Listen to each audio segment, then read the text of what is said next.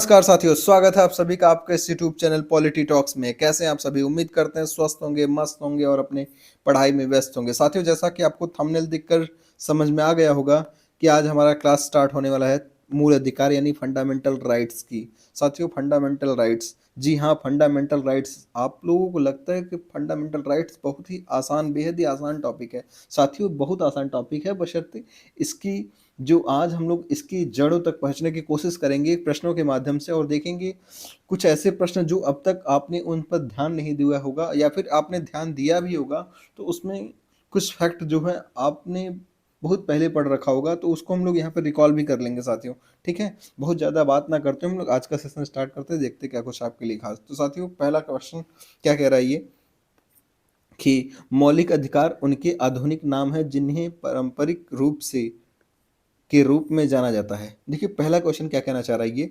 मौलिक अधिकार उनके आधुनिक नाम है। किनके आधुनिक नाम है? अच्छा, उनके आधुनिक नाम है। कौन? मौलिक अधिकार।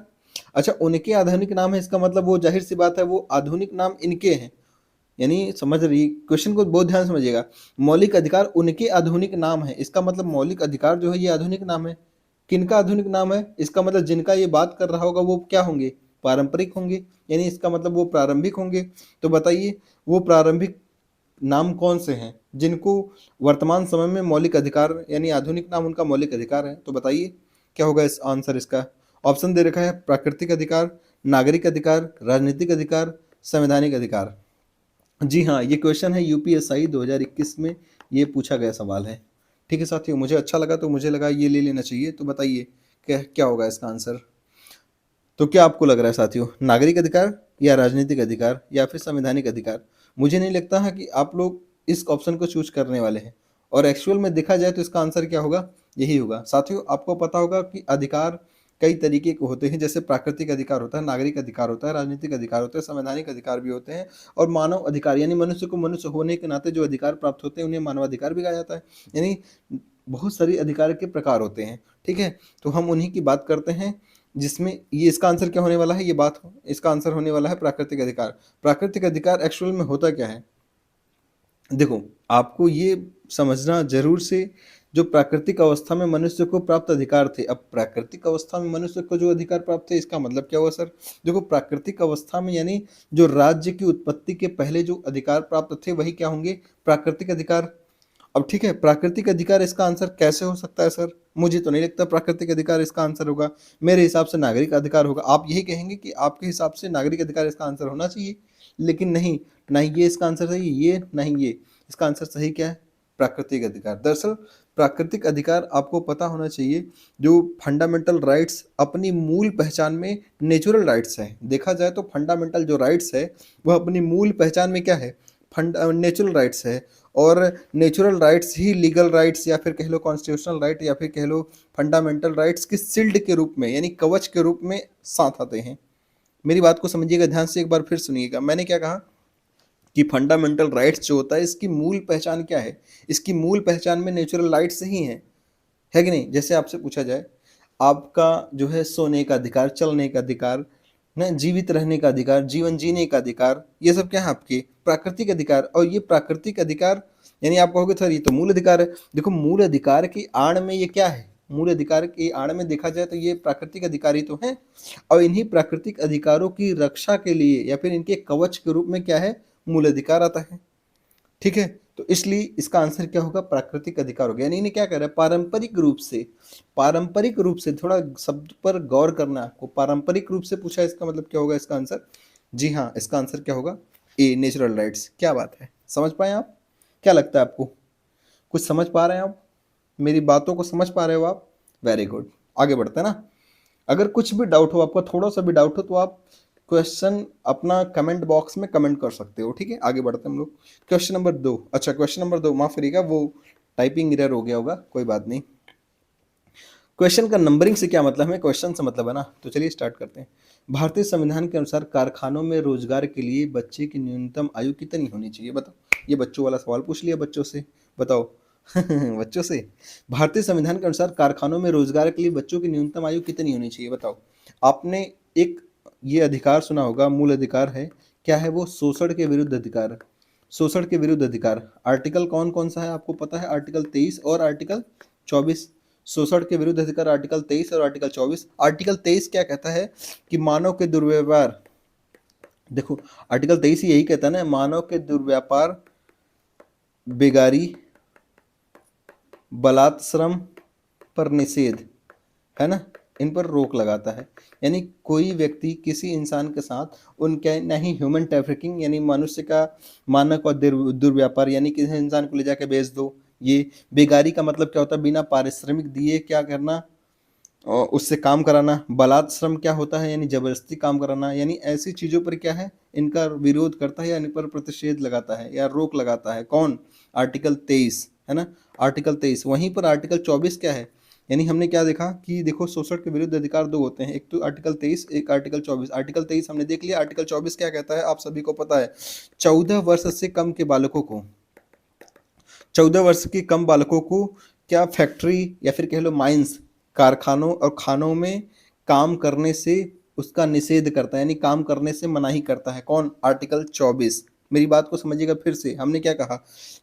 फंडामेंटल राइट्स में आर्टिकल 24 क्या कहता है? 14 वर्ष से कम आयु के बालकों को फैक्ट्री और माइंस यानी कारखानों और खानों में। अच्छा कोई बता सकता है क्या सर माइंस क्या होता है और फैक्ट्री क्या होती है? Difference between factory and mines. देखो फैक्ट्री जो होता है जिसमें किसी प्रोडक्ट का प्रोडक्शन होता है, जैसे किसी प्रोडक्ट्स का प्रोडक्शन मतलब क्या, जैसे ये कारखाने, जैसे इसमें क्या होगा, मशीनें लगी होंगी और ये क्या करेंगे, वस्तुओं का उत्पादन करेंगे। जैसे मान लेते हैं चिप्स का पैकेट, आप यहाँ से आलू डालो और वहाँ से क्या निकल गया? चिप्स पैकेट का निकल जाएगा, है ना। अरे जस्ट जोकिंग, ऐसे ही मजाक कर रहा हूँ। यानी फैक्ट्री मतलब क्या, बड़ी बड़ी मशीनें होती हैं और ये वस्तुओं का प्रोडक्शन करती हैं लार्ज स्केल में। माइंस क्या होता है? ये प्राकृतिक दोहन होता है ना, जो पृथ्वी पर उपस्थित खनिज संसाधन है उनका क्या होता है, इसमें उत्पादन होता है, माफ करिए उनका दोहन होता है, ठीक ना। इसमें यानी फैक्ट्री और माइंस में 14 वर्ष के बालकों को या 14 वर्ष से कम के बालकों को, माफ करिएगा 14 वर्ष से कम के आयु के बालकों को, मेरी बात को फिर से गौर करिएगा, हमने क्या कहा? 14 वर्ष से कम, 14 वर्ष से कम यानी 14 वर्ष का होगा तो इसका मतलब उसको करा सकते हैं क्या? जी हाँ आप करा सकते हैं। 14 वर्ष से कम के आयु के बालकों को किसी कारखानों और खानों में काम नहीं करा सकते। इसका मतलब कितना चाहिए उसको आयु? 14 वर्ष अगर होता है तो आप ऐसे स्थिति में उससे काम करा सकते हैं, लेकिन इसके भी कुछ प्रावधान हैं, ठीक है, आगे बात करेंगे हम किसी क्लास में। तो इसका आंसर क्या होगा? 14। ठीक है मेरे भाई, समझ पाए आप? क्या बात है। आगे बढ़ते हैं। क्वेश्चन नंबर 2 क्या कह रहे हैं? भारत के संविधान का कौन सा अनुच्छेद व्यक्तिगत संपत्ति के लिए सुरक्षा प्रदान करता है? क्या बात है, बढ़िया सवाल है ना। भारत के संविधान का कौन सा अनुच्छेद व्यक्तिगत संपत्ति के लिए सुरक्षा प्रदान करता है? आप सब बचपन से पढ़ते आ रहे हैं कि सर 44वां संविधान संशोधन 1978। इसका आंसर तो हमको ऐसे ही पता है। हाँ क्या है, क्या बात है, वेरी गुड। क्या होगा इसका आर्टिकल? आर्टिकल 300 के ए में, ठीक ना। जी हाँ बिल्कुल आप सही कह रहे हैं, इसका आंसर क्या होगा? आर्टिकल 300 का ए। साथियों आपको बात थोड़ी सी हमको लगता है बात कर ही लेनी चाहिए। देखो 44वां संविधान संशोधन कब हुआ? 1978 में हुआ, है ना।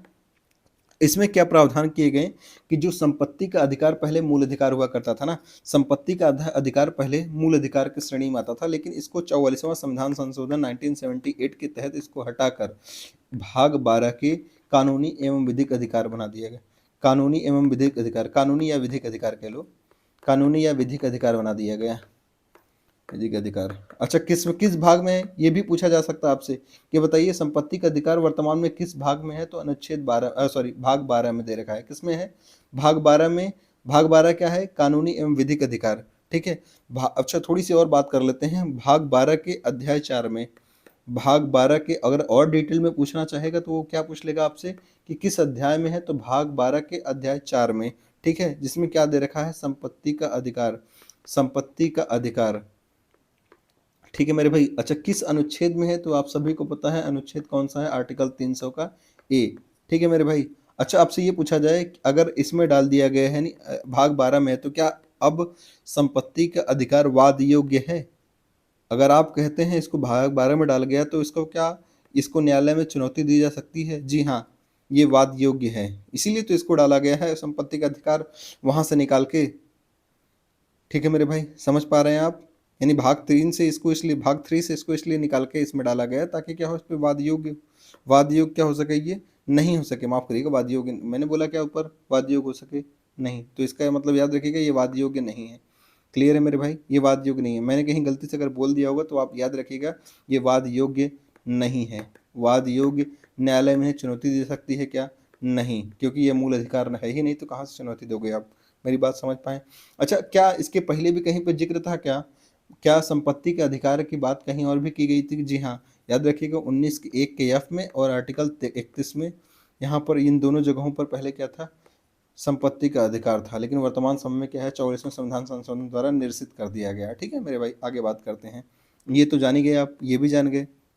ये क्या है, आर्टिकल 108, सॉरी याद रखिएगा आर्टिकल 108 क्या कहता है, आप सभी को पता है, साधारण विधेयक पर यदि यदि संसद में क्या हो, किसी साधारण विधेयक को लेकर मतभेद हो, ऐसी स्थिति में राष्ट्रपति क्या कर सकता है, संयुक्त अधिवेशन बुला सकता है। संयुक्त अधिवेशन का प्रावधान किसमें है, अनुच्छेद 108 में, लेकिन इसकी अध्यक्षता, मेरी बात को गौर करिएगा, हमने क्या कहा, अनुच्छेद 108 के तहत राष्ट्रपति संयुक्त अधिवेशन का प्रावधान करता है, बुलाता है, लेकिन उसकी अध्यक्षता कौन करता है, लोकसभा स्पीकर। ये कहाँ लिखा गया है, तो ये आर्टिकल 118 में बात दे रखा है। ठीक है मेरे भाई, आगे बात बढ़ते हैं। ये क्या है, आर्टिकल 265, आर्टिकल 265 जहाँ तक मुझे याद आ रहा है ये टैक्सेशन से संबंधित है, ये करों से संबंधित है। ठीक है मेरे भाई, टैक्सेशन से ये संबंधित है, कर से संबंधित है। आगे बात करते हैं, क्वेश्चन नंबर 3 क्या करा है, भारतीय संविधान में मौलिक अधिकार से संबंधित अनुच्छेद है। अरे ये तो सबको पता है आमतौर पर, बताओ मौलिक अधिकार यानी भाग 3, ये तो छोटा सवाल है, बच्चों वाला सवाल है, आप सभी को होता है, भाग 3 12 से 35 है ना, क्लियर है मेरे भाई। अच्छा, सर्वप्रथम थोड़ी सी बात कर लें क्या इसके बारे में, चलो आपको पता होगा लेकिन फिर भी बात करना चाहेंगे हम। ये बताओ सर्वप्रथम मौलिक अधिकारों की व्याख्या कहाँ पर की गई, ठीक है बताओ कहाँ पर, इंग्लैंड में, क्या बात है, गुड, इंग्लैंड में। अच्छा बताओ उस समय राजा कौन था, जो अधिकारों का मैग्ना कार्टा कहा जाता है, अधिकारों का प्रपत्र यानी मैग्ना कार्टा, कौन था राजा, राजा जॉन थे, किंग जॉन थे। ठीक है मेरे भाई, कौन थे वो, राजा जॉन थे। ठीक है मेरे भाई, याद आया, इसने जो अधिकार पत्र दिए थे तो उसी को क्या कहा जाता है, मैग्ना कार्टा, उसी को मैग्ना कार्टा कहा जाता है। मेरे भाई यहाँ पे डिटेल्ड क्लास होती तो इसके बारे में कहानी समझाता कि वो क्या ऐसे कब आया था ये, दरअसल वहाँ के किसानों ने इसका विरोध किया था, हालांकि कहानी लंबी हो जाएगी, यहाँ पे बताना उचित नहीं है यहाँ पर, तो याद रखिएगा। अच्छा ये बताया जाए आपसे या फिर पूछा जाए आपसे ये कि भारतीय संविधान में मौलिक अधिकार कहाँ से प्रस्तावित है, क्या बात है, बढ़िया सवाल है ना। पूछा जाए आपसे, ये बताओ भारतीय संविधान में जो फंडामेंटल राइट्स है, भारतीय संविधान में फंडामेंटल राइट्स ये कहाँ से प्रस्तावित है या फिर कहाँ से प्रेरित होकर ये इसमें लिया गया है, तो याद रखिएगा ये कहाँ से है, अमेरिका के बिल ऑफ राइट्स से, अमेरिका के बिल ऑफ राइट्स से, मेरी बात को गौर करिएगा, ये कहाँ से है, तो अमेरिका के बिल ऑफ राइट्स से। ठीक है मेरे भाई। अच्छा अमेरिका में ये कब शामिल किया गया था, अच्छा आप सभी को पता है अमेरिका का संविधान कब लागू हुआ, 1789 में, तो क्या इसको कब शामिल किया गया था, यानी वहाँ के, यानी अमेरिका के संविधान में बिल ऑफ राइट्स में यानी अधिकारों को, यानी मौलिक अधिकारों को कब शामिल किया गया था, याद रखिएगा वहाँ का जो पहला 10वां संविधान संशोधन था, प्रथम 10th संशोधन, प्रथम 10 संविधान संशोधन के तहत 1791 में इसको शामिल किया गया था, याद रखिएगा। ये हो सकता है आपसे आगे पूछ लीजिए। ठीक है मेरे भाई, कि अमेरिका के संविधान में यानी अमेरिका के बिल ऑफ राइट्स को संविधान में कब शामिल किया गया था, प्रथम 10वां संविधान संशोधन 1791 में, प्रथम 10वां संविधान संशोधन 1791 में मेरे भाई। ठीक है याद रखिएगा, इसका आंसर क्या होगा, 12 से 35। उम्मीद करते हैं आपको ये सब चीज़ें समझ में आ रही होंगी। कुछ भी अगर आपको एक भी पॉइंट अगर नया मिल रहा है तो प्लीज़ ज़रूर लिखिएगा उसको, क्योंकि जितनी सारी मैं यहाँ पे पॉइंट दे रहा हूँ ये सभी किसी न किसी एग्जाम में जरूर पूछे गए हैं। ठीक है, निम्न में से, या फिर नहीं पूछे गए होंगे तो आगे हो सकता है पूछने की संभावनाएं हैं। ठीक है, निम्न में से भारतीय संविधान का कौन सा अनुच्छेद मानव का दुर्व्यापार और बलात्श्रम को प्रतिबंधित करता है, देखो अभी हमने जस्ट ऊपर चर्चा किया था किसी क्लास में, बताओ किसी क्लास में मतलब किसी स्लाइड में, बताइए इसका आंसर क्या होगा, आर्टिकल 23। आर्टिकल 23 क्या कहता है, हमने जस्ट देखा कि ह्यूमन ट्रैफिकिंग यानी मनुष्य को क्या कर सकता है, मानव दुर्व्यापार यानी मनुष्य को बेचना, ठीक है, उसका व्यापार करना या फिर उसका इलीगल तस्करी होता है ना, ह्यूमन ट्रैफिकिंग यानी मनुष्यों की तस्करी, मानव तस्करी जिसको कहते हैं हम लोग, से देखा होगा आपने साउथ की मूवीज़ में लड़कियों को क्या करते हैं, वो ले जाके श्रीलंका में और ये ऑस्ट्रेलिया में बेच देते हैं, हालांकि ये मूवीज़ में दिखाई जाती हैं चीज़ें। ठीक है। बेगारी बेगारी बाल श्रम इनको प्रतिबंधित करता है किसमें, आर्टिकल 23 में। ठीक है, आप सभी को पता है आर्टिकल 15(2). आर्टिकल 15 क्या कहता है, पहले ये जानो आर्टिकल 15 क्या कहता है इसमें, धर्म मूल वंश। अच्छा, एक पॉइंट ये है, बड़ा इंपॉर्टेंट पॉइंट है ये, मैं जरूर बताना चाहूंगा यहाँ पर। वो कहाँ गया, सॉरी एक मिनट, हाँ ये था, यूपीएसआई की परीक्षा में पूछा गया था आर्टिकल 15 से, मुझे लिखना चाहिए इस प्रश्न को, मैं लिख दे रहा हूँ। दरअसल उसमें पूछा था आर्टिकल 15 से संबंधित ये सवाल था, और पूछा था कि निम्न में से इसका क्रम कौन सा नहीं है। तो याद रखिएगा क्रम भी, देखो सवाल को, अब सवालों की प्रकृति थोड़ी सी चेंज हो रही है, तो आपको याद रखना होगा। आर्टिकल 15 में क्या कह रहा है, धर्म धर्म मूल वंश जाति लिंग या जन्म स्थान के आधार पर भेदभाव नहीं किया जाएगा। ठीक है मेरे भाई, क्या कहा हमने, आर्टिकल 15 क्या कहता है, आर्टिकल क्या 15 क्या कह रहा है, किसी भी व्यक्ति के साथ, एक मिनट यार चेंज हो जाए पेन, किसी भी व्यक्ति के साथ धर्म मूल वंश जाति लिंग या जन्म स्थान के आधार पर भेदभाव नहीं होगा। आप कहोगे सर इसमें क्या खास था, जी हाँ ये तो आपको बचपन से पता है, बहुत अच्छी बात है, लेकिन याद रखिएगा आप क्वेश्चन थोड़ी से बदल के आ रहे हैं। इसमें क्या कर रहा है, क्रम पूछ रहा है, आप समझिएगा क्या क्रम है, धर्म के बाद मूल वंश के बाद जाति, फिर लिंग, फिर जन्म स्थान। ठीक है मेरे भाई, आजकल क्या हो रहा है, प्रश्नों की प्रकृति में बदलाव हो रहे हैं, बदलाव ऐसे हो रहे हैं कि ये अब इसमें दे देगा क्रम लगाने के लिए, धर्म के बाद क्या आएगा, मूल वंश, हो सकता है धर्म के बाद जाति बहुत लोग याद किए हों। अब ये केवल आपको याद नहीं रखना है कि नहीं ये 4 हैं 5 हैं और रैंडम याद कर लो, नहीं, आपको इन सबको पता होना चाहिए क्रम वाइज। यानी धर्म मूल वंश जाति लिंग या जन्म स्थान के आधार पर कोई भी भेदभाव नहीं करेगा, यह किसमें है, आर्टिकल 15 है। फिर सर आर्टिकल 15 का 2 क्या है, आर्टिकल 15 के 2 में होता है क्या, किसी भी सार्वजनिक स्थानों, यानी किसी भी सार्वजनिक स्थान, चाहे सार्वजनिक स्थान मतलब क्या, दुकान हो गया, होटल हो गया, पूजा स्थल हो गया, या फिर सड़क हो गया, कुआं हो गया, तालाब हो गया, ये जो स्नान घर हो गया, ये इनमें क्या होगा, किसी भी व्यक्ति के साथ धर्म मूल वंश जाति लिंग के आधार पर कोई भेदभाव नहीं होगा। आर्टिकल 15 का 2 कहता है ये। आर्टिकल 17 क्या कहता है, आप सभी को पता है, छुआछूत का अंत, अस्पृश्यता का अंत। ठीक है मेरे भाई, आर्टिकल 18 क्या कहता है, आप सभी को पता है क्या, हाँ उपाधियों का अंत, वेरी गुड। ये तो हो ही गया है, इसको इरेज करते हैं, आगे बढ़ते हैं। साथियों समझ पा रहे हैं आप क्वेश्चन कैसे बन रहे हैं, इसलिए मुझे लगता है ऐसे बताना चाहिए आपको, इसलिए ये चीज़ें बताया। क्वेश्चन नंबर 5 क्या कह रहा है, किसने भारतीय संविधान के भाग 3 भाग 4 को संविधान की आत्मा कहकर वर्णित किया, बताओ, कितना बढ़िया सवाल है ना। किसने भारतीय संविधान के भाग 3 और भाग 4 को भारतीय संविधान की आत्मा कहा, तो ये नन अदर देन ग्रैन्युल ऑस्टिन, याद रखिएगा ग्रैन्युल ऑस्टिन। अच्छा, मैक्सिमम चीज़ें हमने क्या कहा है आपसे, अगर कभी भी आपको, देखो मैं यहाँ नहीं कहूँगा आपको सार्वजनिक मंच पे कि नहीं आपको तुक्का लगाना है मेरे भाई, अगर आपको संविधान प्रस्तावना से रिलेटेड कोई चीज़ें आ रही हैं, या फिर आपको संविधान सभा से कोई चीज़ कथन आ रहा है, तो इसका आंसर मैक्सिमम आप याद रख सकते हैं, ग्रैन्युल ऑस्टिन कर सकते हैं, एकदम अंत तौर पे लगता है कि आपको एकदम छोड़ना है और माइनस मार्किंग नहीं है, ऐसे स्थिति में आप ग्रैन्युल ऑस्टिन की तरफ जा सकते हो मेरे भाई। मैं ये नहीं कहूँगा कि आपको वही करना ही करना है, ठीक है, इसका वास्तविकता से कोई लेना देना नहीं है, ये मेरे व्यक्तिगत विचार हैं। ठीक है, आगे बढ़ते हैं। क्वेश्चन नंबर 6 क्या कर रहा है, संवैधानिक उपचारों का अधिकार अनुच्छेद में लिखित है, बताओ, ये उत्तराखंड पीएससी में पूछा गया सवाल है, बताओ संवैधानिक उपचारों का अधिकार कहाँ पर है, ये आर्टिकल 32, ये तो बच्चा को पता है, हर बच्चे को पता है, बताओ आर्टिकल 32 सुप्रीम कोर्ट और आर्टिकल 226 कहाँ के, हाई कोर्ट से, और कितने हैं, आप सभी को पता है कुल कितने हैं, 5 प्रकार के रेट जारी करता है, क्या बात है, वेरी गुड। आगे बढ़ा जाए, क्या चर्चा कर लें क्या इसमें सबकी, चलो आगे किसी क्लास में चर्चा कर लेंगे, दर्शक क्लास लंबी हो सकती है ना, इसलिए, नहीं तो अगर कहोगे आप लोग तो हम चर्चा कर ही लेंगे इसमें। ठीक है, बताइएगा क्या चाहते हैं आप लोग, कर लिया जाए, नहीं चलो जाने दो, अगली क्लास में कर लेंगे। क्वेश्चन नंबर 7 क्या कर रहा है, अनुच्छेद 12 में मूल अधिकारों के संबंध में राज्य की परिभाषा दी गई है, मेरी बात को ध्यान से समझिएगा, क्या कह रहा है ये, अनुच्छेद 12 यानी आर्टिकल 12 में, और आर्टिकल 12 से 35 तक क्या है, मूल अधिकार है ना, तो उसी में बात कर, आमतौर पर लोग आर्टिकल 12 आर्टिकल 13 नहीं पढ़ते हैं, ये डायरेक्ट शुरुआत करते हैं 14 से 18, ठीक है 19 से 22 ऐसे याद रखते हैं वो लोग, आमतौर पर ये हल्का फुल्का आप लोगों को पढ़ लेना चाहिए जरूर से। देखो सही प्रश्न बन गया है, क्या कह रहा है ये, कि मूल अधिकारों के संबंध में राज्य की परिभाषा दी गई है, और इसी संदर्भ में निम्न में से कौन से निकाय राज्य की परिभाषा के अंतर्गत आते हैं, बताइए राज्य की परिभाषा के अंतर्गत आते हैं, क्या ऑल नेशनल बैंक्स, यानी सभी राष्ट्रीयकृत या राष्ट्रीयकृत बैंक, या भारतीय खाद्य निगम, या तीसरा क्या है अंतर्राष्ट्रीय विमानपत्तनम प्राधिकरण यानी इंटरनेशनल एयरपोर्ट अथॉरिटी। इसमें क्या सभी आते हैं राज्य की परिभाषा के अंतर्गत, या फिर एक दो, माफ करिएगा, क्या फिर एक दो, या फिर एक तीन, या फिर दो तीन, या फिर एक दो तीन तीनों, या फिर इनमें से कोई नहीं? बताइएगा, है ना बढ़िया सवाल? बताइएगा सवाल कैसा लगा आपको, सॉरी कैसा लगा मेरे भाई? सवाल एक नंबर का गुरुजी हैं।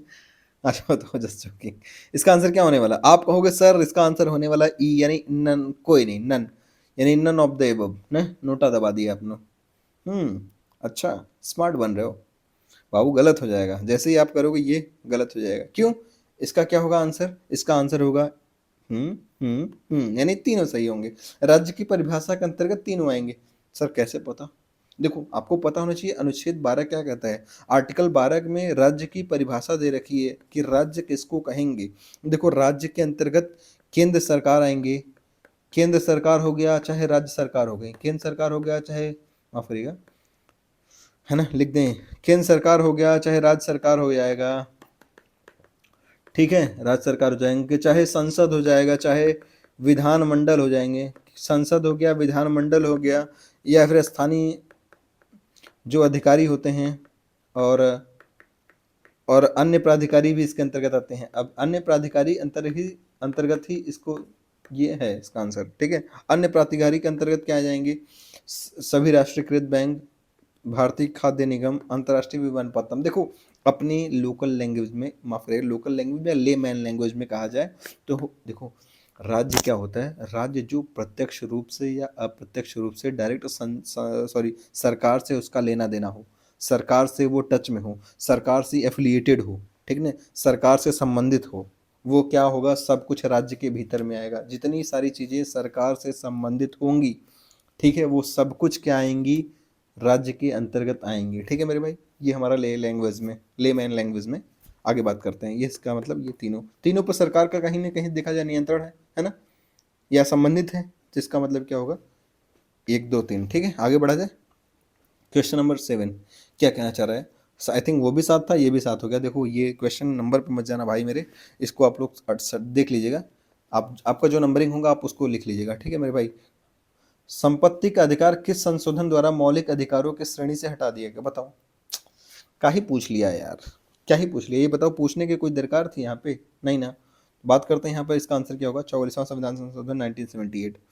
आप सभी को पता है क्या 44वां संविधान संशोधन 1978 के तहत कि संपत्ति जो मूल अधिकार था, मूल अधिकार की श्रेणी से इसको हटाकर क्या कर दिया गया? भाग 12 में डाल दिया गया। भाग 12 क्या है? भाग 12 कानूनी एवं विधिक अधिकार, जिसके अध्याय नंबर 4 में संपत्ति का अधिकार अब शामिल कर लिया गया आर्टिकल 301 के तहत, ठीक है मेरे भाई। आगे बात करें, ये तो पता ही आपको।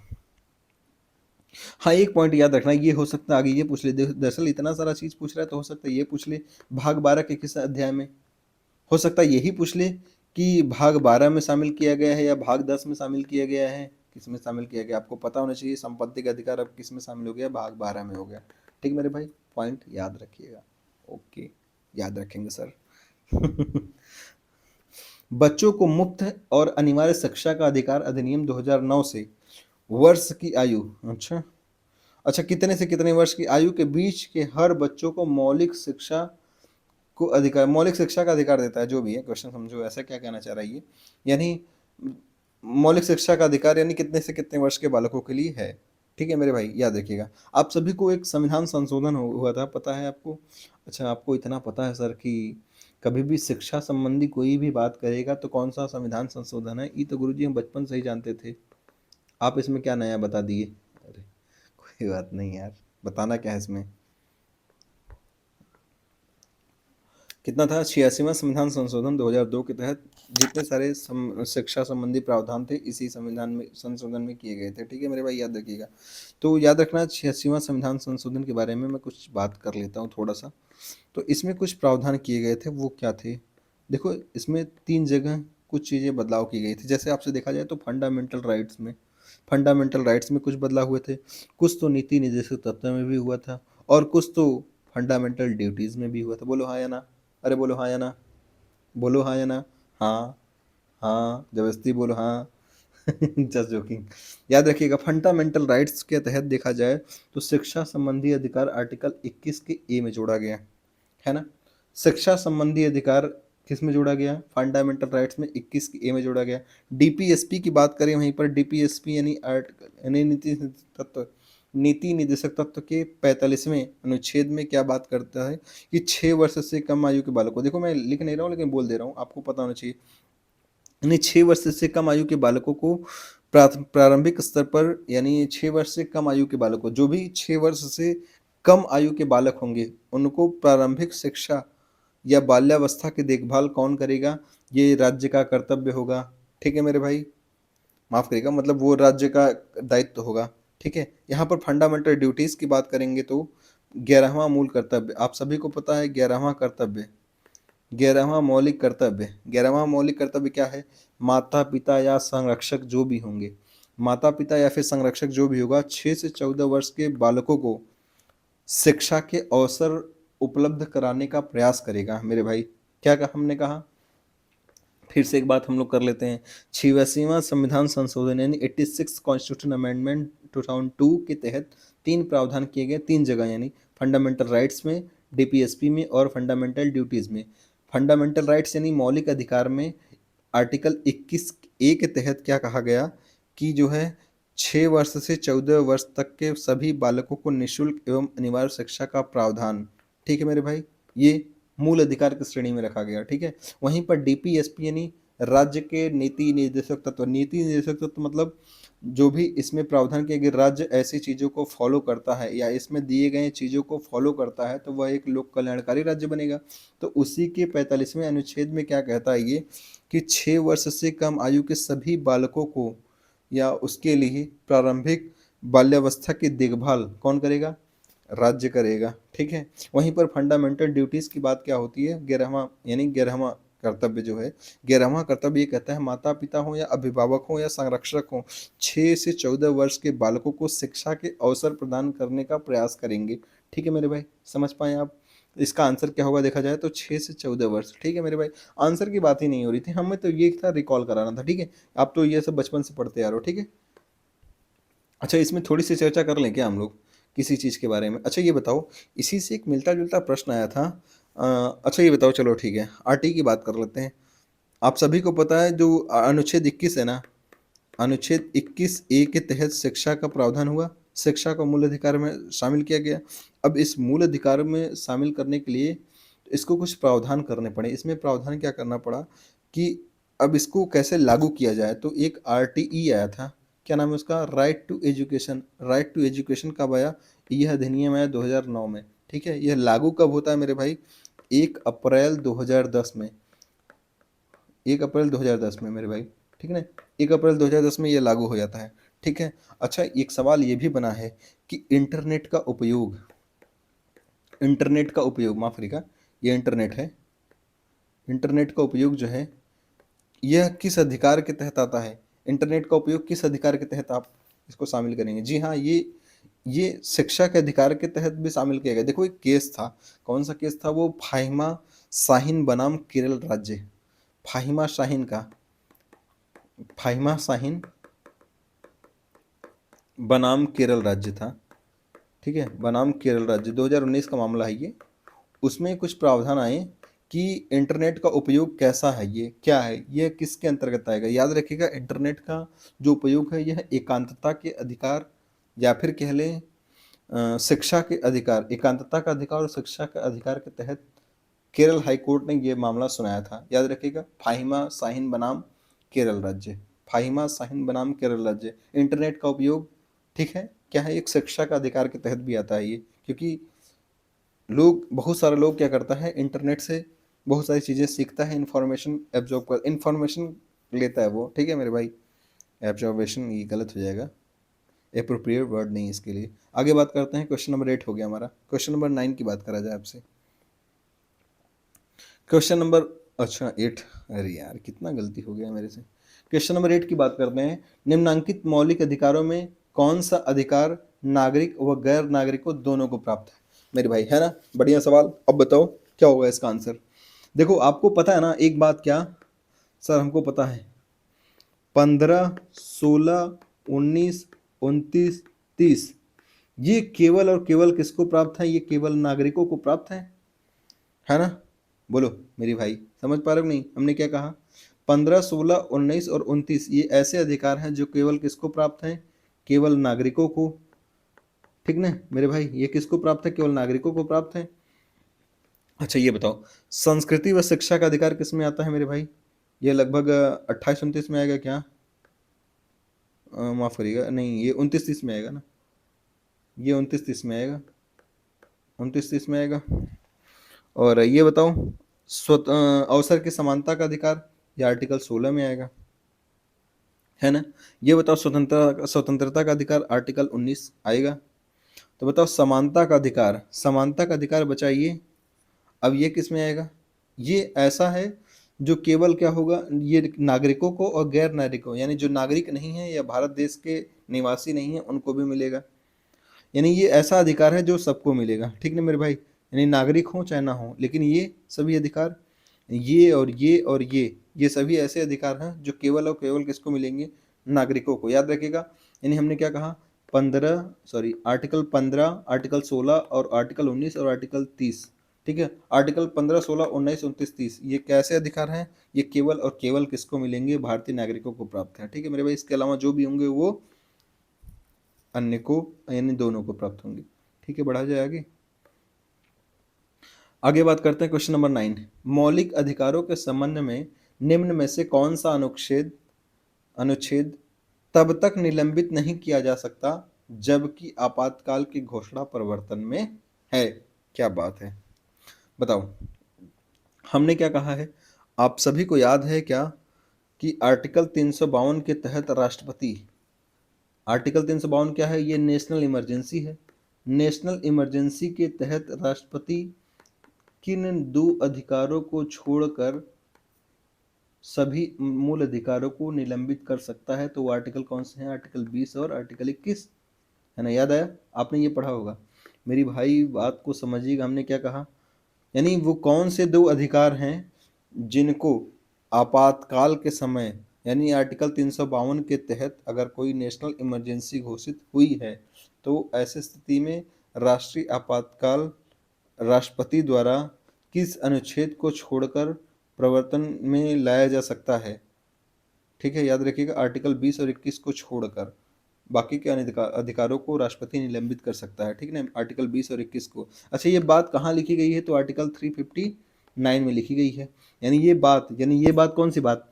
यानी ये बात इसमें ये लिखा है कि आर्टिकल 352 के तहत यदि कोई राष्ट्रीय आपातकाल घोषित किया गया है तो ऐसी स्थिति में राष्ट्रपति अनुच्छेद 20 और 21 को छोड़कर अन्य सभी अधिकारों को निलंबित कर सकता है। ये बात कहाँ लिखी गई है? तो आर्टिकल 359 में। ठीक है मेरे भाई, याद हुआ मेरे भाई? क्या बात है, आर्टिकल क्या आएगा? 20 और 21। ठीक है, आगे बढ़ा जाए। क्या बात है, गुड। क्वेश्चन नंबर 10 क्या कह रहा है? भारत में रह रहा एक ब्रिटिश नागरिक किस अधिकार का दावा नहीं कर सकता? बताओ ना, बढ़िया सवाल है कि नहीं? बताओ क्या कह रहा है? भारत में रह रहा एक ब्रिटिश नागरिक किस अधिकार का दावा नहीं कर सकता? यानी विदेशी है वो और वो ऐसा दावा नहीं कर सकता है। तो याद रखना, वो अधिकार जो नागरिकों को मिले हैं वो अधिकार तो इसको नहीं मिल सकते ना, 15, 16, 19, 29, 30। यानी इन अधिकारों के अलावा जो होगा, क्योंकि ये अधिकार कैसे हैं? ये केवल नागरिकों को प्राप्त हैं, है ना मेरे भाई? यही तो कहा हमने, 15, 16, 19, 29, 30 ये ऐसे अधिकार हैं जो केवल किसको प्राप्त है? नागरिकों को। इसके अलावा जो अधिकार मिलेंगे वो दोनों को प्राप्त होंगे। तो ये क्या कह रहा है कि ब्रिटिश नागरिक का अधिकार दावा नहीं कर सकते, यानी इसको ब्रिटिश नागरिक को नहीं मिल सकता। बताओ, व्यापार एवं व्यवसाय की स्वतंत्रता, ये किस में आएगा? आर्टिकल 19 में। ठीक है, विधि के समक्ष 14 हो गया। जीवन और व्यक्तिगत स्वतंत्रता की बात कर रहा है तो बताओ किस में आएगा? किस में आएगा? आर्टिकल 21 में। ठीक है ना, जीवन की स्वतंत्रता। बताओ, या फिर आर्टिकल 19 भी कर सकते हो, क्या ही दिक्कत है? आर्टिकल 19 कर लो, आर्टिकल 21 कर लो, है ना? नहीं, यहाँ पे थोड़ा सा ये मुझे लग रहा है क्वेश्चन में एरर हो गया, ये नहीं होना चाहिए। यहाँ पे ये होना चाहिए जीवन और व्यक्तिगत स्वतंत्रता की रक्षा। देख लेते हैं, बताओ क्या होगा इसका आंसर? जीवन और व्यक्तिगत स्वतंत्रता की रक्षा, ये किस में है? आर्टिकल किस में है? आर्टिकल 21 में ना। हाँ, व्यक्तिगत स्वतंत्रता आर्टिकल 21 में ही तो है। बताओ ये धर्म की स्वतंत्रता यानी आर्टिकल 25 क्या कहना चाह रहा है? बताओ किसका आंसर क्या होगा? विधि के समक्ष 14 होगा या फिर ये 19 होगा? क्योंकि ये बताओ ये अधिकार तो केवल किसको मिलता है? ये केवल नागरिकों को प्राप्त है ना, तो केवल नागरिकों को प्राप्त है तो इसका मतलब ब्रिटिश नागरिक है तो ये दावा नहीं कर सकता है। बोलो हाँ है ना? हमने क्या कहा? केवल 15, 16, 19, 29 और 30 ऐसे आर्टिकल हैं जो केवल नागरिकों को मिल सकते हैं। ये नागरिक तो है नहीं, तो इसका मतलब ये नागरिक का अधिकार यानी आर्टिकल 19 नहीं मिल सकता इसको, तो इसका मतलब इसका आंसर क्या होगा? ये होगा। क्लियर मेरे भाई? समझ पाए क्वेश्चन कितना बढ़िया था? थोड़ा सा लॉजिकल था, तो आप यहाँ पर लगा सकते थे अगर आपको याद होता तो। नहीं आता तो प्लीज़ याद रख लीजिएगा क्या हमने कहा कि 15, 16, 19, 29 और 30 ये ऐसे आर्टिकल हैं जो केवल नागरिकों को प्राप्त हैं, यानी भारतीय नागरिकों को प्राप्त हैं, विदेशियों को नहीं। ठीक है, ये नए नागरिकों को प्राप्त है, ये विदेशी को नहीं। ठीक है मेरे भाई, क्लियर हुआ? आगे बढ़ा जाए। गुड। क्वेश्चन नंबर क्या कर 11, निम्नलिखित में से किनको अधिकार के प्रमुख लक्षणों के रूप में माना जाता है? अधिकार व्यक्ति के समाज और सरकार से दावे हैं। अधिकार व्यक्ति का कर्तव्य बोध है। अधिकार व्यक्ति पर युक्त निर्बंधन है। अधिकार लोगों के तार्किक दावे हैं जिन्हें समाज से स्वीकृति मिलती हो। बताइए इसका आंसर क्या होगा? क्या लगता है आपको? कितना आसान सवाल है ये, है ना? बहुत अच्छा सवाल है, आसान भी है और तार्किक भी है। थोड़ा सा दिमाग लगाना पड़ेगा आपको, थोड़ा सा सोचना पड़ेगा, ये थोड़ी सी सोचने पर आपको मजबूर करने वाली सवाल। साथियों ध्यान रहे, ये क्या कहना चाह रहा है? अधिकार, ना कि फंडामेंटल राइट्स की बात कर रहा है। ये किसकी बात कर रहा है? अधिकार की बात कर रहा है। अधिकार में आपके मूल अधिकार भी शामिल हो जाएंगे और फंडामेंटल राइट्स भी आ जाएंगे। ठीक ना? यानी अधिकार में तो अधिकार तो रहेगा ही रहेगा, मानव अधिकार, प्राकृतिक अधिकार, यानी सभी अधिकार की बात कर रहे हैं यहाँ पर, ना कि केवल और केवल मूल अधिकार की। समझ पाए बात आप? ठीक है, अब उसी संदर्भ में आपको एक क्वेश्चन पढ़ना है। अधिकार व्यक्ति के समाज और सरकार से दावे हैं, है ना? अधिकार व्यक्ति और समाज से दावे हैं। आप कहोगे सर ये तो केवल सरकार से दावे होना चाहिए ना, यहाँ पे समाज से कैसे दावे कर सकता है वो? देखो ध्यान से, फिर से हमने क्या कहा, इसीलिए तो हमने कहा क्या यहाँ पर आपको क्या पढ़ना है? ये केवल राइट्स पढ़ना है, फंडामेंटल राइट्स। आपका दिमाग तुरंत चला जा रहा है, आपको लग रहा है ये फंडामेंटल राइट्स हैं। नहीं, बात समझिएगा। अधिकार देखो समाज से भी प्राप्त होंगे और सरकार से भी प्राप्त होंगे। अगर यहाँ पर केवल मूल अधिकार की बात करता तो वो किसके विरुद्ध था? सरकार के विरुद्ध था या राज्य के विरुद्ध था। लेकिन यहाँ पर केवल अधिकार की बात कर रहा है, तो अधिकार समाज और राज्य दोनों से प्राप्त करेगा। अच्छा, समाज व्यक्ति का तो भाई समाज से कुछ अपेक्षाएं होती ना, हर इंसान समाज से अपेक्षा रखता है कि उसको सामाजिक मान प्रतिष्ठा जो मिलती रहे, समाज से सम्मान भी प्राप्त होता रहे, यानी उसका अधिकार है ये। ठीक ना? समझ पा रहे बात आप? गुड। अब दूसरा क्या कह रहा है ये? अधिकार व्यक्ति का कर्तव्य बोध है। अच्छा, कर्तव्य देखो अलग चीज़ है, अधिकार अलग चीज़ है। अधिकार राज्य के विरुद्ध है और कर्तव्य क्या है? यह व्यक्ति पर निर्भर करता है। ठीक ना? यह व्यक्ति पर है, चाहे तो व्यक्ति इसको कर्तव्य को करे या कर्तव्य का पालन करे या कर्तव्य का पालन ना करे। ठीक है, लेकिन यह क्या है? राज्य के विरुद्ध है, यह वाद योग्य है। ठीक ना? मेरी बात को समझ पाए, यह राज्य के विरुद्ध मिलता है अधिकार, तो यह केवल कर्तव्य, सॉरी, यह कर्तव्य का बोध नहीं है। ठीक ना मेरे भाई? यह राज्य के विरुद्ध मिलता है। आगे बात किया जाए, इसका मतलब ये गलत हो जाएगा, यानी अभी तक हमने ये सही है ये गलत है। ठीक है, आगे बात करता है अधिकार व्यक्ति पर युक्त निर्बंधन है। अच्छा बताओ, व्यक्ति पर युक्त निर्बंधन है या फिर व्यक्ति को अधिकार मिलते हैं किस लिए? ताकि वह क्या करे? वह अपने स्वेच्छा से, यानी अपनी जो परिस्थितियां हैं अपने वातावरण में, या जो उसके पास वातावरण है उनमें वह क्या करे? स्वतंत्र रूप से रह सके। यानी कि वह रिस्ट्रिक्शन किस पर है? व्यक्ति को अधिकार इसीलिए मिले हैं ना, ताकि वह स्वतंत्र रूप से जीविकोपार्जन कर सके, जीवन जी सके, जीवन यापन कर सके, है ना? तो ऐसी स्थिति में अधिकार व्यक्ति पर निर्बंधन नहीं है, व्यक्ति को वह स्वतंत्रता देता है। अधिकार राज्य के विरुद्ध मिला है, क्योंकि राज्य क्या करता है? आप पर हस्तक्षेप करता है, वह हस्तक्षेप लगाता है ना? यानी यही तो कहना चाह रहा है, वह व्यक्ति को अधिकार इसलिए मिले हैं ताकि वह स्वतंत्र रूप से अपना जीवन यापन कर सके, है ना? तो अधिकार व्यक्ति पर युक्त निर्बंधन नहीं है। ठीक है, यह राज्य पर युक्त निर्बंधन कह सकते हो। ठीक है, मेरी बात को समझ पाए? अधिकार, अब फंडामेंटल राइट्स को दिमाग में लेकर मत चलिएगा। ठीक है मेरे भाई, क्लियर हुआ? आप कहोगे सर फंडामेंटल राइट्स के तहत तो व्यक्ति पर जो है आर्टिकल 20-21 को छोड़कर क्या होता है, आर्टिकल 352 के तहत राष्ट्रपति निलंबित कर सकता है उसके अधिकारों को। इसलिए तो हमने क्या कहा, आपको ध्यान में रखना है क्या अधिकार की बात कर रहे हैं यहाँ पर, ठीक है, इसलिए बार बार बोल रहे हैं हम। तो ठीक है, इसका मतलब ये भी गलत है, ये भी गलत है। आगे बात करते हैं। अधिकार लोगों के तार्किक दावे हैं जिन्हें समाज से स्वीकृति मिलती है। ठीक है, अधिकार लोगों के तार्किक दावे हैं जिन्हें समाज से स्वीकृति मिलती है। बात तो सही है, और राज्य उनको मान्यता देता है ना। राज्य समाज उनको स्वीकृति देती है और राज्य क्या होता है, उन्हें मान्यता देता है। तो इसका मतलब ये भी सही है और ये भी सही है, यानी 1 और 4, 1 और 4 किसमें, ऑप्शन सी में। समझ पाए बात आप? अच्छा सवाल था ना, गुड। क्वेश्चन नंबर 11 क्या कर रहा है, मूल अधिकारों को प्रवर्तित करने के लिए रिट जारी कर सकते हैं। बताइएगा क्या कहना, ना बढ़िया सवाल है। मूल अधिकारों को प्रवर्तित करने के लिए रिट जारी कर सकते हैं जिला न्यायालय, केवल उच्चतम न्यायालय, राष्ट्रपति उच्च न्यायालय और उच्चतम न्यायालय। जी हाँ, यानी इसका मतलब उच्च न्यायालय मतलब हाई कोर्ट और उच्चतम मतलब सुप्रीम कोर्ट। इसका मतलब इसका आंसर क्या होगा, आप सभी को पता है। देखिए, आप सभी को ये भी पता है संवैधानिक उपचारों का अधिकार, यानी यदि आपके मूल अधिकारों का उल्लंघन होता है, मेरी बात को गौर करिएगा, यदि आपके मूल अधिकारों का उल्लंघन होता है तो आप कहाँ पर जाएंगे, सुप्रीम कोर्ट और हाई कोर्ट में अपनी याचिका दायर कर सकते हैं। ठीक है, अच्छा, वो सुप्रीम कोर्ट और हाई कोर्ट क्या करेगा, सुप्रीम कोर्ट में आर्टिकल 32 के तहत और हाई कोर्ट में आर्टिकल 226 के तहत, ठीक ना। तो और ऐसे संबंध में फिर क्या होगा। अच्छा, एक बात बताओ, ये बेहतरीन सवाल ये है कि संवैधानिक उपचारों का अधिकार जो है ये प्रभावित है कहाँ से। ये बढ़िया सवाल है, आप तक मुझे ये पहचाना था। संवैधानिक उपचारों का अधिकार, संवैधानिक उपचारों का अधिकार प्रभावित है कहाँ से, ये बताओ। ये बढ़िया सवाल हुआ ना, कुछ बोलिए, है ना बढ़िया सवाल।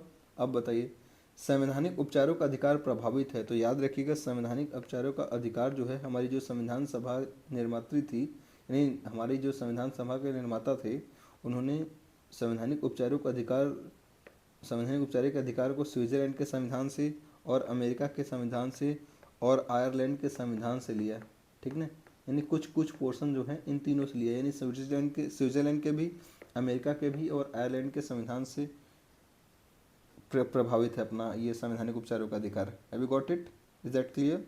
याद रखिएगा, ये आप नोट कर सकते हैं, ठीक ना। संवैधानिक उपचारों का जो अधिकार है ये भारतीय संविधान में कहाँ से प्रेरित है, तो याद रखिएगा ये स्विट्जरलैंड से, अमेरिका से और आयरलैंड से प्रेरित है, ठीक ना मेरे भाई। क्लियर हुआ। अच्छा, कुल कितने प्रकार के रिट जारी करता है, याद रखिए कुल 5 प्रकार का रिट। और कौन कौन से रिट होते हैं ये भी पता होना चाहिए, तो याद रखिएगा कौन सा, हैबियस कार्पस, लिख दे भाई थोड़ा सा, नहीं तो फिर आप कहोगे सर नहीं समझ पाए हम। ठीक है, लिख देते हैं, आपको हालांकि पता होगा लेकिन फिर भी आपको लिखना चाहिए, हैबियस कार्पस, हैबियस कॉर्पस। ठीक है मेरे भाई, हैबियस कॉर्पस के बाद क्या आता है, सॉरी, मैंडमस, मैंडमस, ठीक ना मेरे भाई। मैंडमस के बाद क्या होता है, प्रोहिबिशन, प्रोहिबिशन। आप कहोगे सर आप हिंदी में क्यों नहीं बोल रहे हो, हिंदी में भी बता रहे हैं, पहले आप इसको भी लिखें क्योंकि हो सकता है देवनागरी में ऐसे लिख दे हैबियस कॉर्पस, तो मेरे भाई आप समझ पा रहे हैं, ऐसे दे दिया तो, इसलिए आपको इंग्लिश और हिंदी दोनों पता होना चाहिए। प्रोहिबिशन के बाद क्या आएगा, सर्टियोरैरी, सर्टियोरैरी, क्या कहा हमने, सर्टियोरैरी। सर्टियो के बाद the last one quo warranto, quo warranto, ठीक ना मेरे भाई। सर्टियोरैरी हो गया, क्यू वारंटो हो गया, ठीक है, यानी कुल कितने हो गए, 5। अच्छा, हैबियस कार्पस को क्या कहते हैं, यही बंदी प्रत्यक्षीकरण है ना। चेंज कर दें कलर, एक मिनट रुक जाओ, थोड़ा सा कलर चेंज कर दें पेन का, चलो रेड ले लेते हैं। बताना, बंदी प्रत्यक्षीकरण, बंदी को प्रत्यक्षीकरण किया जाए, है ना, यानी उसको सशरीर सामने मौजूद किया जाए, है ना, सशरीर उपस्थित किया जाए। ठीक है, मैंडमस यानी क्या होता है, परमादेश, हम आदेश देते हैं, परम आदेश, ठीक ना। प्रोहिबिशन यानी क्या, प्रतिषेध की बात करता है ये, प्रतिषेध, ठीक है मेरे भाई, यानी रोकने की बात कर रहा है ये, बताएंगे आगे चल के किसी क्लास में। सर्टियोरेरी, सर्टियोरेरी का मतलब क्या होता है, उत्प्रेषण, उत्प्रेषण, है ना। और यहाँ पे क्यू वारंटो का मतलब क्या होता है, अधिकार परीक्षा। मेरे भाई आपको इंग्लिश और हिंदी दोनों में याद रखना है प्लीज़, ठीक ना मेरे भाई, याद रखिएगा। और ये सबसे ज़रूरी चीज़, आपको ये क्रम याद रखना है। हमने क्या कहा, हैबियस कार्पस के बाद क्या आएगा, मैंडमस के बाद क्या आएगा, प्रोहिबिशन के बाद क्या आएगा, सर्टियोररी के बाद क्या आएगा, क्यू वारंटो। ठीक ना मेरे भाई, ये क्रम याद रखना है आपको, यानी habeas corpus, mandamus, prohibition, certiorari and quo warranto. आप कैसे याद रख सकते हो, तो एच देखना है ऐसे, HMPCQ, आप 3-4 बार ऐसे पढ़ लेंगे, HMPCQ, HMPCQ, HMPCQ, HMPCQ, 3-4 बार बोल देंगे, आपको याद रहेगा। ठीक ना, HMPCQ, ठीक ना, इस तरीके से आप याद रख सकते हैं। ये क्रम पूछा जाता है कई बार। अब देखो एग्जामों की प्रकृति बदलाव हो रही है ना, तो इस स्थिति में ये सवाल ऐसे भी बने हैं। ठीक है, तो याद रखिएगा ये पॉइंट। ठीक है, अगर आपसे ये पूछ लिया जाए, देखो एक बेहतरीन सवाल आपसे ये पूछ सकता है, आगे हो सकता है किसी एग्जाम में, कि बताओ रीट दायर करने के मामले में सबसे ज़्यादा शक्तिशाली कौन सा है। याद रखिएगा, रीट दायर करने में सबसे ज़्यादा शक्तिशाली यानी ये है उच्च न्यायालय। इसकी अपेक्षा, उच्चतम न्यायालय की अपेक्षा रीट दायर करने में सबसे ज़्यादा अधिकार हाई कोर्ट के पास है, सुप्रीम कोर्ट की अपेक्षा।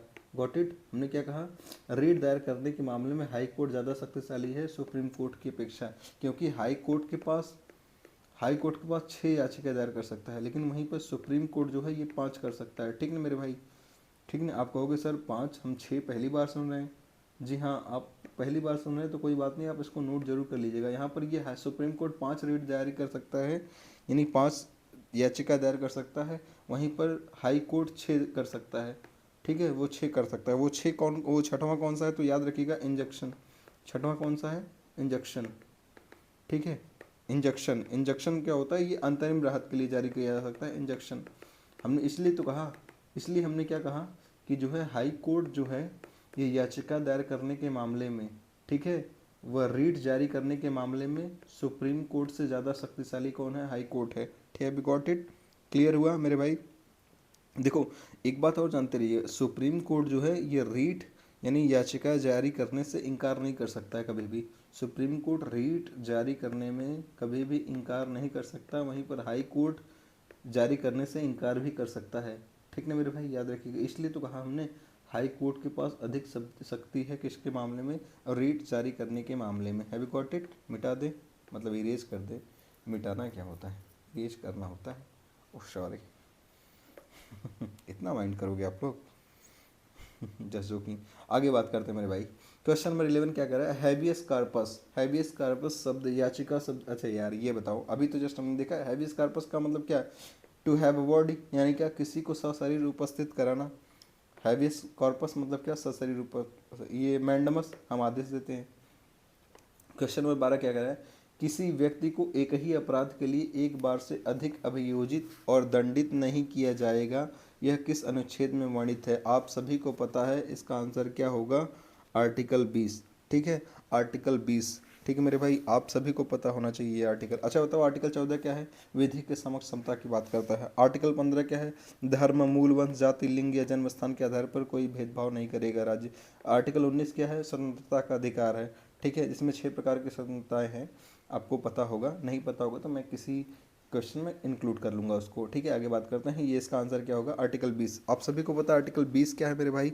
आर्टिकल 20 अपराधों से दोष सिद्धि के संबंध में संरक्षण की बात करता है। आर्टिकल 20 क्या कहता है, अपराधों से दोष सिद्धि के संबंध में संरक्षण, अपराधों से दोष सिद्धि के संबंध में संरक्षण, दोष सिद्धि के संबंध में संरक्षण, संरक्षण। और इसमें जो है देखो 3 क्लॉजेज होते हैं इसके, देखो 20, आर्टिकल 20 का 1 क्लॉज, आर्टिकल 20 का क्लॉज 2, आर्टिकल 20 का क्लॉज 3। ठीक है मेरे भाई, ये आर्टिकल 20 का क्लॉज 1 क्या कहता है, अब इस चीज़ को थोड़ा सा याद रखना है आपको मेरे भाई। देखो चीज़ें थोड़ी डिटेल्ड में पूछी जा सकती हैं तो प्लीज़ याद रखें आप। आर्टिकल 20 1 का क्या कहता है, आर्टिकल 20 का क्लॉज 1 क्या कहता है मेरे भाई, जिस व्यक्ति ने जिस समय जो अपराध किया है, यानी जिस व्यक्ति ने जिस समय जो अपराध किया है और उसी समय जो अपराध के कानून होंगे, यानी उस समय जो अपराध के कानून होंगे उसी कानून के तहत इसको सज़ा दी जाएगी। ये आर्टिकल 20 का 1 कहता है। अगर आपको ना पता हो तो आप प्लीज़ ज़रूर लिख लीजिएगा, हालांकि आपको पता है, मैं इसलिए इंक्लूड कर रहा हूँ ताकि आपको एक बार रिकॉल हो जाए।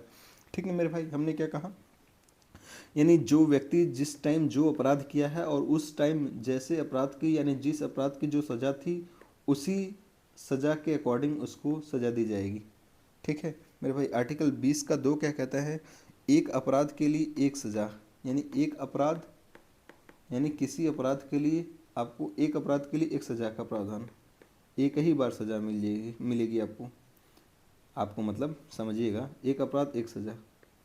यहाँ पे यही क्वेश्चन का क्या कह रहा चाहिए, किस अपराध के लिए एक ही अपराध, मतलब किसी व्यक्ति को एक ही अपराध के लिए एक बार से अधिक अभियोजित और दंडित नहीं किया जाएगा। तो यही है क्वेश्चन। इसका क्या होगा, आर्टिकल 20 का क्लॉज 2 में। अगर ये डिटेल में देता 20 का ऑप्शन ये बना दे 20 का 1, 20 का 2, 20 का 3, तब क्या करते हैं। इसलिए भाई ये पता होना चाहिए। अब आयोग की परीक्षा में देखो प्रश्न थोड़े से डिटेल्ड बनेंगे। अगर आपने यूपी पीसीएस का परीक्षा दिया होगा तो आप देखे होंगे वहाँ पर क्वेश्चन डिटेल्ड में पूछे जाते हैं मेरे भाई। ठीक है, आगे बढ़ते हैं।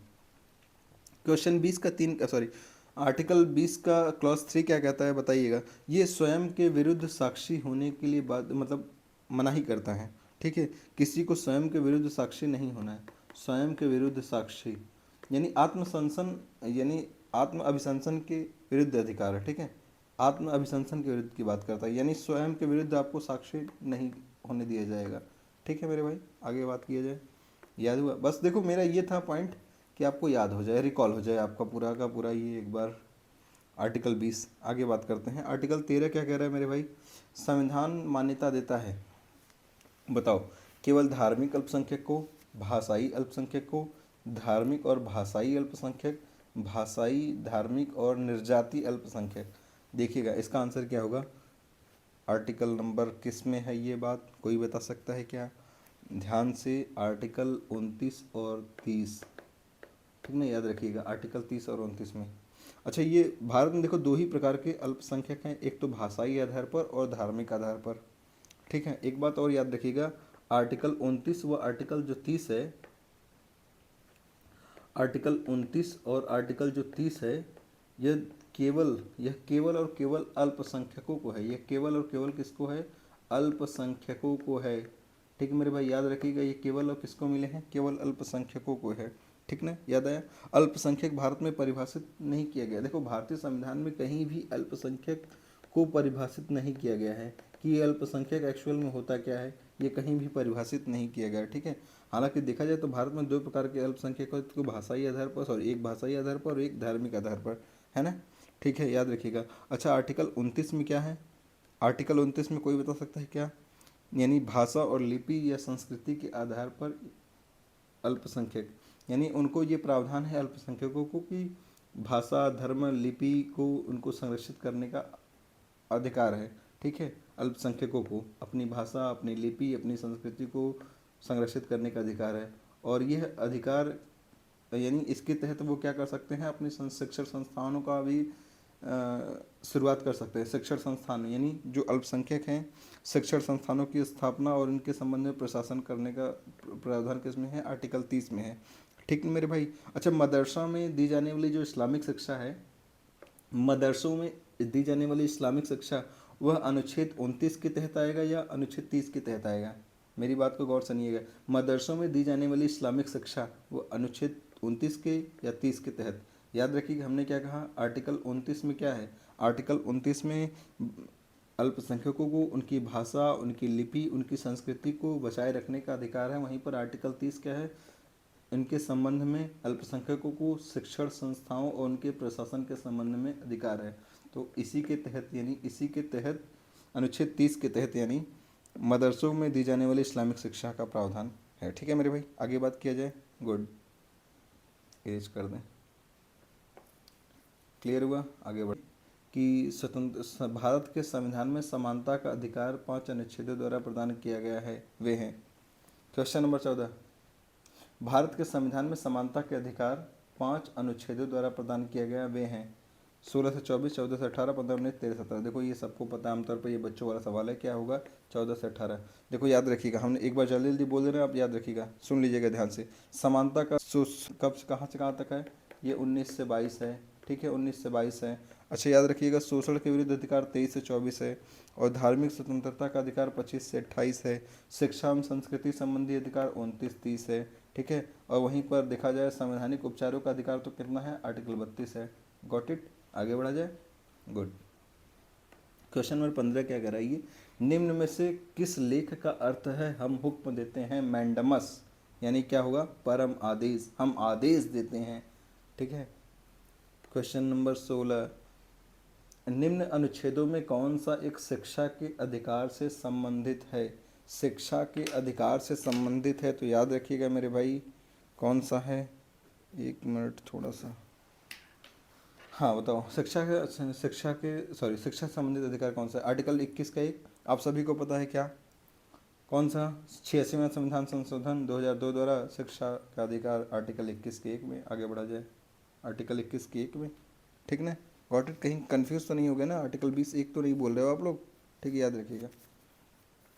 क्वेश्चन नंबर 17, मौलिक अधिकार को कार्यवाहन के मौलिक अधिकारों के कार्यवाहन को निलंबित करने का अधिकार किसको है, बताओ, मौलिक अधिकारों के कार्यवाहन को निलंबित करने का अधिकार किसको है, संसद को है, सर्वोच्च न्यायालय, राष्ट्रपति, प्रधानमंत्री, याद रखिएगा किसको है, राष्ट्रपति को। हमने क्या कहा था, ऊपर किसी स्लाइड में चर्चा किया है, राष्ट्रीय आपातकाल के संबंध में जब अनुच्छेद 20 और 21 को छोड़कर बाकी सभी मूल अधिकारों को निलंबित करता है कौन, राष्ट्रपति। ठीक है, याद रखिएगा ये पॉइंट। आर्टिकल 18 क्वेश्चन नंबर 18, लाभ का पद शब्दावली का उल्लेख भारत के संविधान में मौलिक अधिकार से संबंधित है, निम्न में से किस अनुच्छेद में किया गया है, याद रखिएगा, क्वेश्चन बढ़िया है ये। लाभ का पद, देखा जाए तो लाभ का पद जो है भारतीय संविधान में कहीं भी परिभाषित नहीं किया गया है।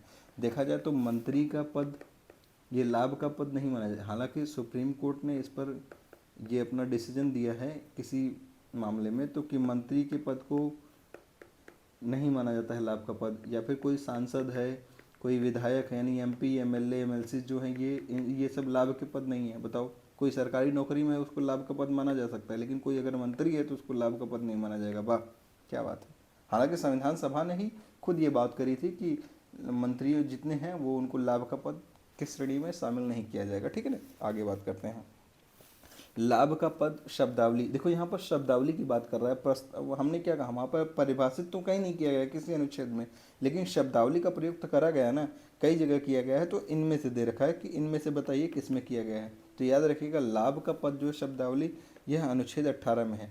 अच्छा, इसको चर्चा करने से पहले हम इनकी बात कर लेते हैं। अब तो आर्टिकल 15 क्या है, आर्टिकल 15 कोई बता सकता है क्या, हाँ बोलो क्या है, धर्म, मूल, वंश, जाति, लिंग, जन्म स्थान। यार फिर वही बात, हमने क्या कहा, आपको क्रम से बोलना है, कौन सा क्रम, उल्टा सीधा नहीं कि धर्म के बाद लिंग बोलो, फिर जाति बोलो, फिर जन्म स्थान बोलो, नहीं, आपको एक क्रम से बोलना है। क्या कि धर्म, मूल, वंश, देखो याद रखिएगा, धर्म, मूल, वंश, ठीक है, जाति, लिंग, जन्म स्थान, यानी ये 5 चीज़ें, ये मेरे भाई 5 चीज़ें याद रहनी चाहिए आपको। क्या, धर्म, मूल, वंश, जाति, लिंग, जन्म स्थान, ठीक ना, इनके आधार पर राज्य भेदभाव नहीं करेगा। ठीक है। आर्टिकल 16 क्या कर रहा है, लोक नियोजन में अवसर की समता, अस्पृश्यता का अंत, article 17।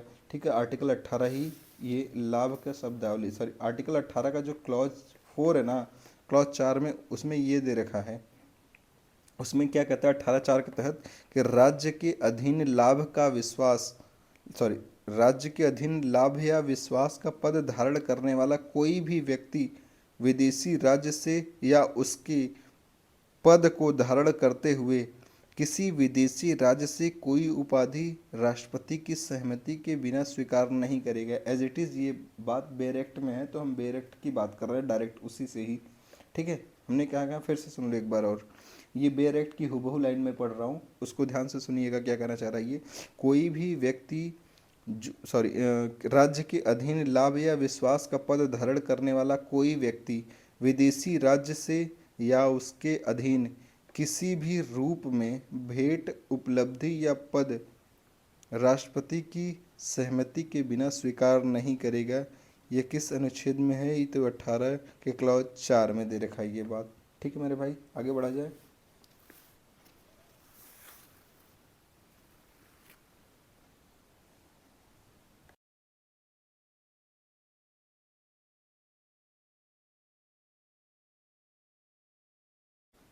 Question number 19, question number 19 क्या कह रहा है ये कि निम्नांकित में से किस संविधान संशोधन अधिनियम द्वारा भारत के संविधान के अनुच्छेद 19 के खंड 2 में युक्ति युक्त निर्बंधन शब्द अंतः स्थापित किए गए हैं। देखो युक्ति युक्त निर्बंधन का मतलब रीजनेबल रिस्ट्रिक्शंस की बात कर रहा है ये। हालांकि ये प्रश्न थोड़ा सा कठिन हो जा रहा है, थोड़ा सा कठिन हो रहा है। रीज़न ये है ना कि अगर आपने डिटेल्ड में नहीं पढ़ा होगा तो आप इस चीज़ को नहीं कर सकते हो, थोड़ा सा आपको पढ़ना पड़ा होगा। अगर आपने ध्यान से पढ़ा होगा फंडामेंटल राइट्स तो आपको ज़रूर ये पता होगा। देखो ध्यान से समझिएगा क्या कहना चाह रहा है ये। यानी कौन सा ऐसा संविधान संशोधन हुआ जिसके तहत संविधान का जो अनुच्छेद 19 था, 19 के खंड 2 में यानी 19 के क्लॉज 2 में युक्त यानी रीजनेबल रिस्ट्रिक्शन अंतः स्थापित किए गए। अंतः स्थापित का मतलब क्या हुआ, यहाँ पर कुछ परिवर्तित किया गया यानी थोड़ा सा बदलाव किया गया। इसका मतलब वो ऑलरेडी था लेकिन उसमें कुछ न कुछ चीज़ें थोड़ी सी बदलाव की गई हैं। ठीक है मेरे भाई, ये किस संविधान संशोधन में था तो ये याद रखिएगा, ये पहला संविधान संशोधन 1951 में जो हुआ था उसी में ये प्रावधान किया गया। ठीक है, पहला संविधान संशोधन 1951 में जो हुआ उसी में ये प्रावधान हुआ कि आर्टिकल 19 आप सभी को पता है क्या है ये, स्वतंत्रता संबंधी अधिकार। और स्वतंत्रता पर ये जो क्लॉज 2 होते हैं, देखो याद रखना ये 19 का क्लॉज 1 हो गया, इधर की तरफ जो है 19 का क्लॉज 1 हो गया, 19 का क्लॉज 2 हो गया। ठीक है मेरे भाई, ऐसे ही यहाँ पे क्या कर रहा है 19 का जो क्लॉज 2 है, ये 19 का जो क्लॉज 2 है यही बात कर रहा है ये इसी की बात कर रहा है। ये 19 के क्लॉज 2 में युक्त निर्बंधन शब्द यानी रीजनेबल रिस्ट्रिक्शन शब्द अंत स्थापित किए गए। ठीक है मेरे भाई, ये किस संविधान संशोधन से, तो पहले संविधान संशोधन से, इतना याद रखिएगा आप। ठीक है, हालांकि देखा जाए तो उसमें कुछ पॉइंट इधर से उधर हुए, हालांकि बाकी चीज़ें सेम थी। 19 का 2 पहले था, सॉरी 19 का 3, 19 का जो क्लॉज 3 था ये ऑलरेडी था, 19 का 4 ये ऑलरेडी था, 19 का 5 ये ऑलरेडी था, 19 का 6 भी ऑलरेडी था। लेकिन ये पहले संविधान संशोधन के तहत 19 का जो क्लॉज 2 है ना, इसमें थोड़ी सी बदलाव की गई थी। वो बदलाव क्या थी ये डिटेल्ड ज़्यादा हो जाएगा यहाँ पर, लेकिन याद रखिएगा ये किस में है, ये पहला है। हालांकि आपको पता है रिस्ट्रिक्शंस लगाता है ना 19(1) का, तो हमें क्या देता है, वो आज़ादी देता है ना, स्वतंत्रता देता है कि विचार अभिव्यक्ति की स्वतंत्रता हो जाए, शांतिपूर्ण निरायुध सम्मेलन की बात करता है वो। ठीक है, संगठन बनाने की स्वतंत्रता देता है और कहीं भी आने जाने की, कहीं भी निवास करने की स्वतंत्रता देता है ना। वहीं पर ये क्लॉज 2 है, ये रिस्ट्रिक्शंस की बात करता है ये। ठीक है, क्लॉज 2 रिस्ट्रिक्शन की बात करता है, यानी अनुच्छेद 19 के 1 पर कुछ रिस्ट्रिक्शंस भी हैं, कुछ अवरोध भी लगाए गए हैं।